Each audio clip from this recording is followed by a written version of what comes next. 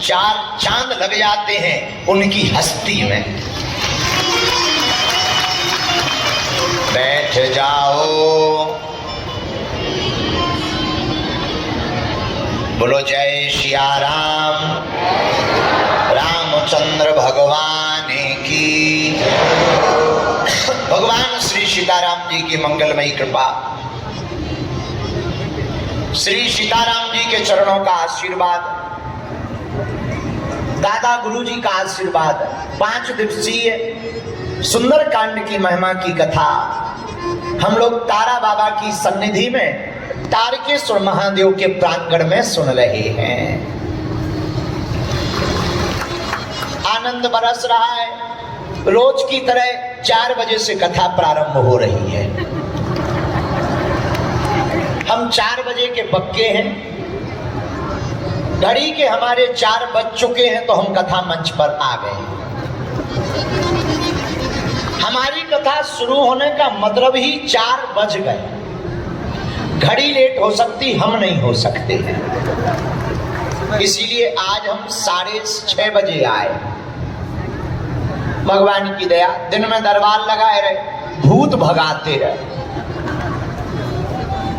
1-2 नहीं, हजारों की तादाद में भूत ही भूत थे। कुछ जिंदा भूत थे, कुछ मरे हुए थे। इसीलिए अच्छा, तुम कौन से भूत हो बेटा? ठटरी के बारे। इसीलिए हमको देरी हो गई, पर I am very very not sorry. इसीलिए क्योंकि देर से गए थे तो प्रसाद पाया, चाय पी, फिर चले आए। अब कथा सुनाएंगे। बोलो सीताराम। राम जी के चरणों को प्रणाम, हनुमान जी को प्रणाम, तारा बाबा को प्रणाम, यहाँ की दृश्य अदृश्य शक्तियों को प्रणाम एवं साधु समाज को प्रणाम। साथ ही साथ आज राजस्थान की भूमि के बहुत अच्छे महात्मा विराजमान हैं, अच्छे साधक हैं। पूज्य महाराज जी के चरणों को भी दंडवत प्रणाम करते हैं हम। और एक दिन एक महात्मा तो पूरा हनुमान जी का मुगदरी लिए बैठे हैं। नीचे खड़े थे, पुलिस वाले आने नहीं दे रहे थे। हमने मनी मन कहा भागो नहीं तो भाई मसक देंगे, महात्मा है। तो उनको भी आने मिल गया। ऐसे महात्मा, तीनों महात्माओं के चरणों में नाक रगड़ कर दंडवत प्रणाम एवं पूरा समाज धन्य है। हमें पता नहीं था सिरसा में इतनी भक्ति है, कितनी गजब की श्रद्धा है। सुबह से बैठे हैं पर कथा के लिए अभी भी लालायत है।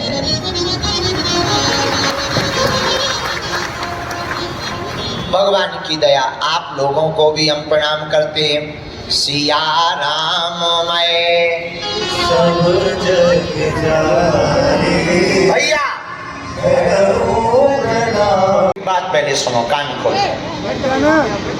कथा कब काम नहीं करती? जब केवल तुम सुनते हो।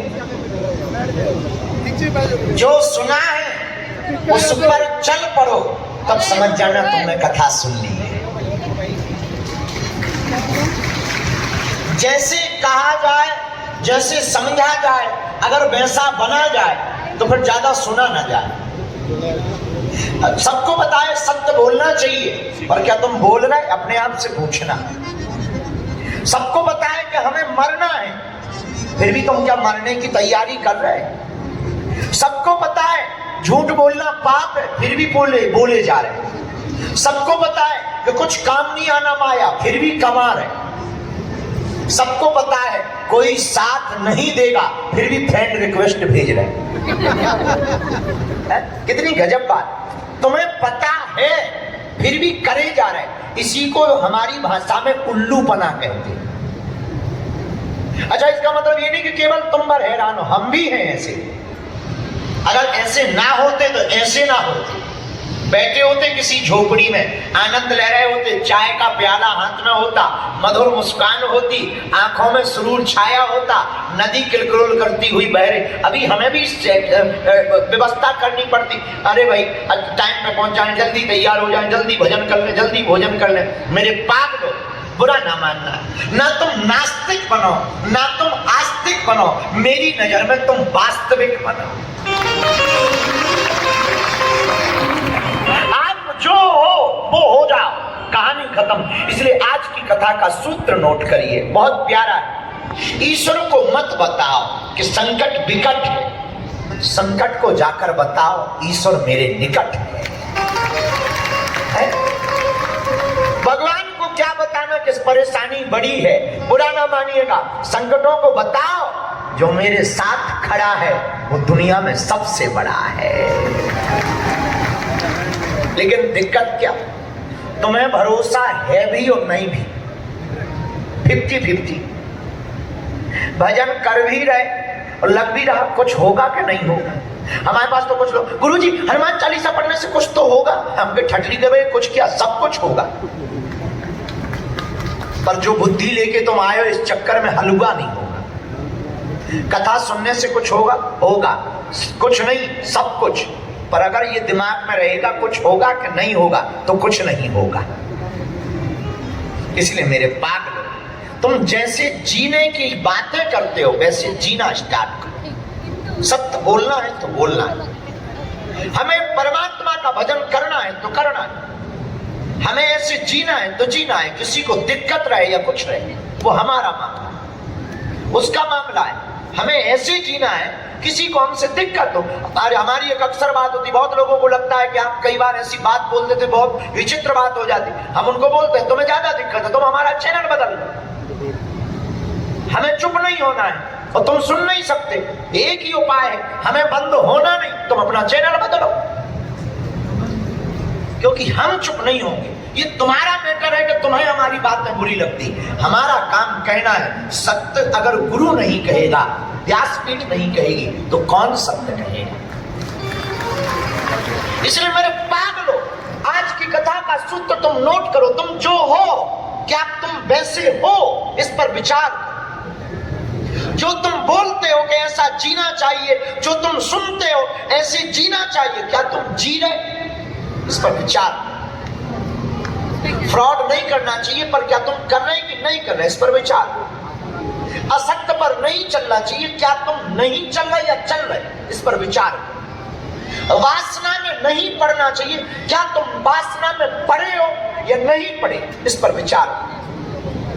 पर उपदेश कुशल बहुतेरी, हम दूसरों को ज्ञान देते हैं ऐसा मत करो, ऐसा करने से ऐसा होता है। सच सच बताना, तुम ऐसे चल रहे हो, कभी तुम अपने से पूछना। और मेरे पागलों, थोड़ी तुम्हें कठिनाई होगी, थोड़ा लोग तुम्हारा विरोध करेंगे, थोड़ा तुमको अकेलापन महसूस होगा, तुम्हें लगेगा कि हमने कोई मोल आफत गली। पर याद रखना, वो आदमी ही क्रांति करता है जो अकेला चलता है। भीड़ तो भेड़ों की भी होती है, शेर तो अक्सर अकेला चलता है। भीड़ का मतलब ये नहीं है कि कोई बात सत्य होगी, जरूरी नहीं है। कई बार तमाशा देखने के लिए भी भीड़ जुड़ जाया करती। बहुत लोग हमारे पास आते हैं और वो कहते हैं कि हमें आपकी बातें सुनकर विचित्रता लगती, आपकी भीड़ देखकर विचित्रता लगती। हमें कभी आश्चर्य नहीं होता कि हमारे पास भीड़ है, इसलिए नहीं क्योंकि भीड़ तो तमाशा देखने भी आ सकती है। कोई सत्य का उजागर करने वाला आए, कोई सत्य को सुनने आए, तब मजा आता है। कोई सुनने वाला आए, अब बुरा मत मानिएगा। इतनी भीड़ में मुश्किल 4 लोग होंगे जिनके चैन में हमारी कथा उतरेगी। लेकिन हमारी दक्षिणा तब चुक जाती है जब कोई आदमी हमारी कथा को सुनकर के बुद्धत्व को प्राप्त हो जाता है, ज्ञान को प्राप्त हो जाता है। इसलिए मेरे पागलों, तुम जी कैसे रहे, ये बहुत महत्वपूर्ण तुम्हारे लिए, हमारे लिए नहीं। आप मजे में हो या बुरे हो, ये तुम्हारे लिए। पर सच सच बताएं, जिंदगी में बुरा कुछ होता नहीं, देखने का तरीका होता है। मान लो तो खाक में है और मान लो तो राख में। मैं उस दिन रोता रहा जब मेरे पैर में जूते नहीं थे, पर मैं तब मुस्कुरा गया जब बगल वाले के पैर ही नहीं थे।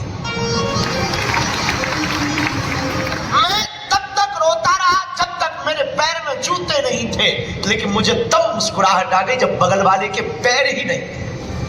तब मुझे लगा कि यार अपन तो बहुत ऊंचे आदमी। तो तुम जब तक तुम बड़ों से तुलना करोगे, ऊंचे लेवल के लोगों से, परेशान रहोगे। अपने से नीचे वालों को देखोगे, मुस्कुराओ। इसलिए मेरे पागलों, तुम्हें आज की कथा में विचार करना है कि क्या तुम विचार करते हो, जो बोलते हो क्या वैसे चलते हो। यदि नहीं तो तुम्हारा सुनना खाली थोथा है, तुम्हारा सुनना व्यर्थ है। अगर तुम चलने लगे तो कुछ बड़ा करोगे। मेरे पागलों, आज की चर्चा हम लोग कर रहे हैं, सुंदर कांड पर चर्चा कर रहे हैं। लेकिन याद रखना, अगर तुम धन को अच्छा, इसका मतलब ये नहीं है कि हम तुमको ये कहना चाह रहे हैं कि तुम माया से परे हो जाओ, माया को छोड़ दो। हमारी एक बहुत लॉजिक बात है, हम कभी भी माया छोड़ने के प्रवचन नहीं सुनाते, क्योंकि हम खुद माया लेकर के प्रवचन सुना रहे हैं। ये बात बहुत पक्की सुन लो। और गोपाल कांडा जी से ऑलरेडी हमने चेक ले रखी है, ये पहले ही आप सुनो। इसलिए हम कभी भी नहीं कहते कि माया छोड़ने के प्रवचन, कि तुम माया छोड़ो, माया बेकार है। क्यों छोड़ो, जब हम खुद माया लेकर के आए। वो बात अलग है कि इनकी दी हुई दक्षिणा को हमें कैंसर हॉस्पिटल में कन्या विवाह में लगाना है, लेकिन इनसे ली है, ये बात है। इसलिए हम तुमको भी कहेंगे कि और भारत में, अब किसी को साधु को बुरा लगे तो क्षमा करना, भारत के साधुओं को माया छोड़ने के प्रवचन बंद कर देना चाहिए। अब तो भारत के लोगों को कहना चाहिए खूब कमाओ, ताकि भारत की आर्थिक स्थिति अमेरिका से ऊपर। कमाने में क्या बुराई, क्या दिक्कत, भारत के लोगों को कमाए। इसलिए आप ये, हमें वॉरेन बफे का एक कोर्स बहुत याद आता है। विदेश का एक बहुत अच्छा आदमी हुआ, एनलाइटेड man, Warren Buffett. Warren Buffett कहता है पैसा बेकार है, ऐसा कहने के लिए पहले बहुत पैसा होना चाहिए। पैसा बेकार है, ऐसा कहने के लिए भी पैसा होना चाहिए।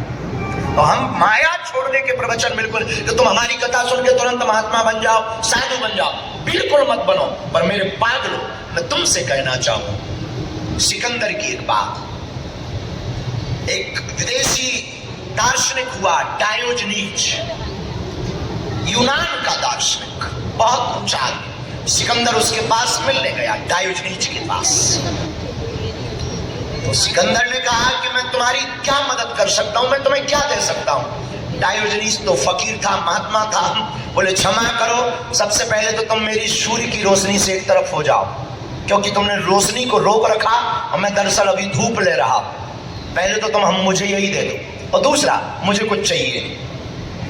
सिकंदर बहुत बड़बड़ाया है, ऐसा आदमी कभी देखा नहीं था, क्योंकि वो जितने के पास गया किसी ने कुछ ना कुछ मांगा। पर बुरा मत मानिएगा, जो सच को जान जाता है वो फिर मांगता नहीं है, वो लुटाता है। और जो लुटाएगा वही पाएगा। बहती हुई नदी के धारा में कुआं को खोदा जाए, और कुआं में अगर आपको नया पानी भरना है तो आपको भरे हुए पानी को पहले बाहर निकालना पड़ेगा। बहती हुई नदी की धारा में कुआं खोदा जाए तो उसमें अगर नया पानी भरना है तो पहले पुराना पानी निकालना पड़ेगा। मेरे पागलों, ऐसी जिंदगी में नया धन पाने के लिए पुराने धन को पहले लुटाना पड़ेगा, तभी आप नया पा पाओगे, वरना इस धन के चक्कर में तुम कुछ पा नहीं पाओगे। दूसरी बात, सिकंदर एक कबीले में गया, उस कबीले के लोगों ने स्वागत किया, पधार। सुन रखा था कि सिकंदर महान है। उस कबीले के लोगों ने भोजन पर बुलाया, और भोजन में सोने की थाली, चांदी की रोटी, हीरा की सब्जी, डायमंड की सब्जी सिकंदर के सामने रखी और कहा पाइए। सिकंदर ने कहा तुमने पागल समझ रखा क्या? लोगों ने कहा कि हम तुमसे पूछ रहे हैं, तुमने पागल समझ रखा क्या? सिकंदर ने कहा मतलब? बोले ये जो तुम कमाए जा रहे, लूटे जा रहे, हिंसा किए जा रहे, लोगों को मारे जा रहे, क्या तुम सोने की रोटी खा पाओगे? क्या तुम चांदी की रोटी खा पाओगे? या तुम डायमंड की सब्जी खा पाओगे, हीरा की? सिकंदर की समझ में आ गया, मैं जितनी हिंसा कर रहा था मूर्खता है, चाहे मैं कितना भी कमा लूं, खाऊंगा तो दो ही रोटी। वैसे ही तुम समझ लो, ज्यादा ज्यादा धन के चक्कर में पड़ोगे तो अंत में कार्ड में निधन ही लिखना है। कितना भी कमाओ, कार्ड में तो निधन ही लिखेगा। इसलिए मेरे पागलों, एक सूत्र इस बात का हम देना चाहते हैं। बहुत ज्यादातर हम धन के बारे में लोग सोचते हैं, हमारे पास पैसा नहीं है, धन होना चाहिए। हमें लगता है भगवान से मांगने की वस्तु है तो भगवान की कृपा को मांगना चाहिए। गुरु के पास जाकर गुरु की कृपा को मांगना चाहिए। प्रभु के पास जाकर प्रभु से प्रेम मांगना चाहिए। अगर तुम्हें वो मिल जाएगा तो दुनिया में तुमसे ज्यादा अमीर कोई नहीं होगा। सब तुम्हारे पास आएगा, प्रभु की कृपा होगी तो सब कुछ आएगा। हम नहीं कहते, रामचरितमानस पढ़ो, उसमें वर्णन है। तो स्वामी जी कहते जा पर कृपा राम की होई,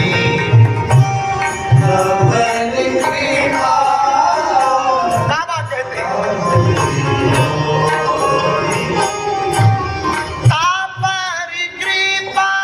बनाना चाहते हो अपनी लाइफ को तो मेरे पागलो, तुम व्यर्थ की बातों को, व्यर्थ के विचार को बाहर निकाल दो, तुम भी उस पत्थर की तरह बेशकीमती हो जाओगे।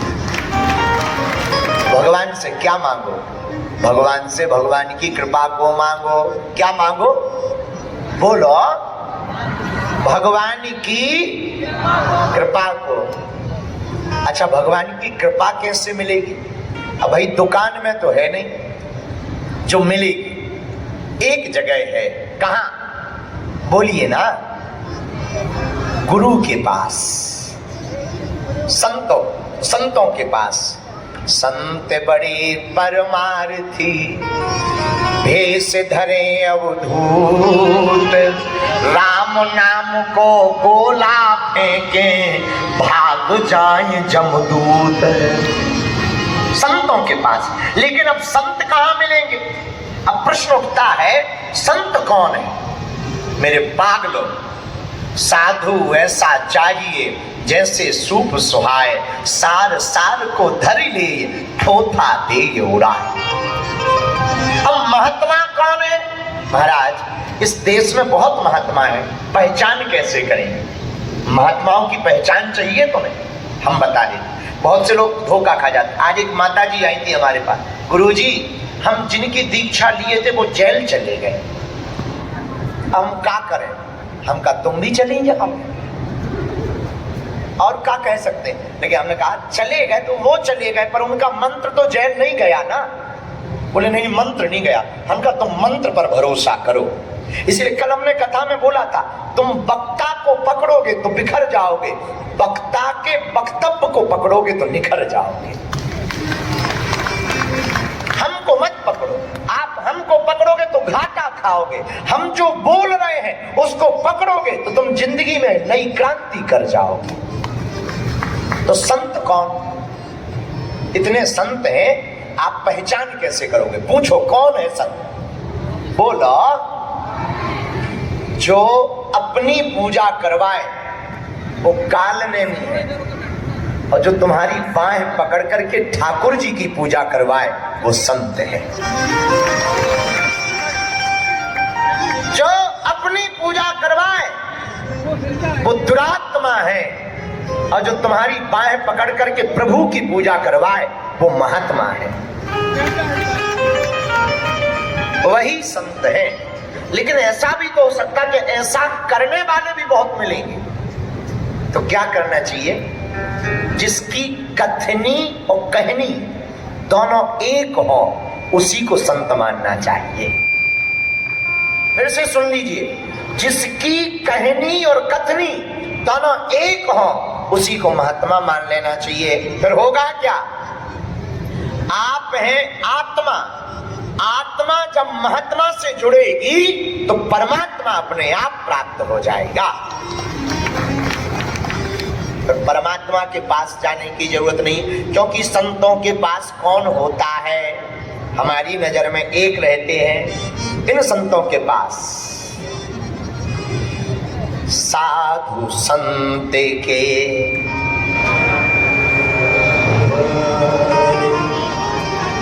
असुर निकंदन। कौन रहता है? हनुमान जी महाराज रहते हैं। कहाँ रहते हैं? संतों के पास में रहते हैं। तो जहां संतों की कृपा हुई तो हनुमान जी की कृपा हो जाएगी, और जहां हनुमान जी की कृपा हुई तो चौपाई पूरी हो जाएगी। जा पर कृपा राम की हो,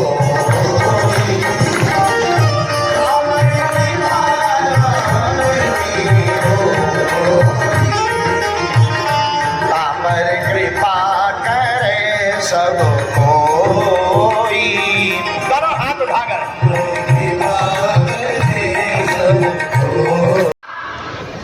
उस पर राम जी कृपा कर दे, जिस पर राम जी कृपा कर देते उस पर शब्द ऐसे समझो, आपको समझ में आ जाएगा। अगर प्रधानमंत्री हमारा चेला बन जाए तो क्या मुख्यमंत्री हमारा बाल उखाड़ सकता है? बोलो। किसी आदमी का मित्र प्रधानमंत्री बन जाए तो क्या मुख्यमंत्री बाल बांका कर सकता है? ऐसे समझो, कोई मुख्यमंत्री किसी का मित्र बन जाए तो क्या छोटे मोटे मंत्री बाल बांका कर सकते हैं? उसी प्रकार अगर राम जी के तुम दास हो जाओगे और राम जी तुम्हारे खास हो जाएंगे तो संकट तुम्हारा बाल बांका नहीं कर पाएंगे। अब प्रभु का दास बनने का उपाय क्या है? आहा, एक उपाय है। हनुमान जी महाराज, हनुमान जी से सेटिंग कैसे बैठेगी? चैटिंग करो। किससे? हनुमान जी से। कैसे? चौपाई जो हमने कथा की ली वही रहेगी। कौन सी चौपाई है? अष्ट सिद्धि नवनिधि के दाता, अष्ट सिद्धि नवनिधि के दाता, अष्ट सिद्धि नवनिधि के दाता, असवर दीन जानकी माता, असवर दीन जानकी माता, असवर दीन जानकी माता, असवर दीन जानकी माता। हनुमान जी के पास 8 सिद्धियां हैं, 9 निधियां हैं। हनुमान जी के पास जाने का पहला लाभ सुनिए। हनुमान जी के पास जाते ही पहला लाभ आपको ये मिलेगा कि आप राम जी के खास हो जाएंगे। दूसरा लाभ, हनुमान जी के पास जाने का दूसरा लाभ आपको ये मिलेगा कि जिंदगी में आपकी टेंशन खत्म हो जाएगी, आप अटेंशन में जीने लगेंगे। हनुमान जी के पास जाने का